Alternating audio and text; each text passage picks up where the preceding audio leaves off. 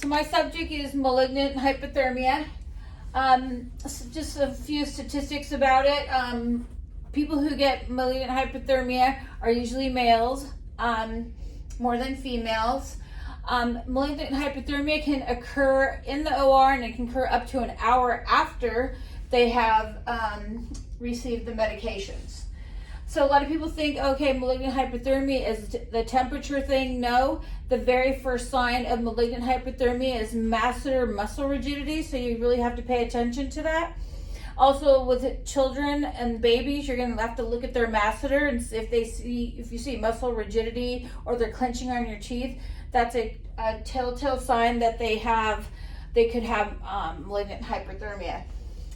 So let's say you have a patient, they're tachycardic and you don't understand why, they're tachypnic and they have muscle rigidity, then you need to call anesthesia and ask for the hyperthermia cart. The hyperthermia carts are located in the main OR, Sierra OR, and Marigold OR, and it's not really in the OR, they're in their room, it's called the equipment rooms. So that's where they're located. Once you get the hyperthermia cart, you'll see that there is a refrigerator there, and that's where you'll start your cooling measures. They have fluids in there to help you cool the patient. The early signs of malignant hyperthermia are unexplained heart rate, unexplained increase of carbon dioxide, which is why they're tachypnic, muscle rigidity or spasms, and then elevated temperature.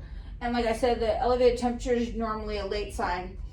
So once you get the car, you make sure you call anesthesia, make sure you notify your charge nurse, and you want to start, like I said, cooling them.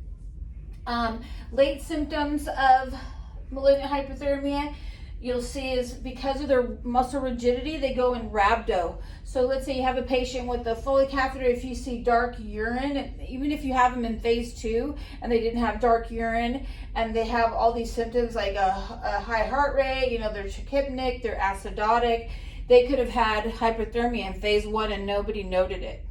So pay attention to that. Here's the treatment. So the treatment is you're going to hyperventilate them.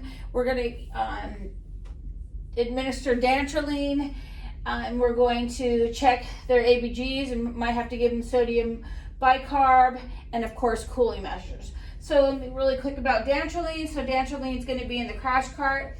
It gets reconstituted with 5 mLs of sterile water. The rate is 2.5 milligrams per kilo. And when you mix it, it's a powder. You're going to inject the sterile water, and it turns orange, and it's a very hard push. It's kind of like glucose. Glucose is a hard push. Well, that's what dantrolene is, similar to that. Also, you're going to have on the crash cart, there's going to be a checklist, and it'll tell you like all the things you need to do on the checklist. But there's also a 1-800 number, kind of like poison control. When you have poison control, they kind of guide you through the process. Well, they have that with malignant hyperthermia. So you'll see on the checklist to call that number too. They'll also help the docs making sure that everything's covered.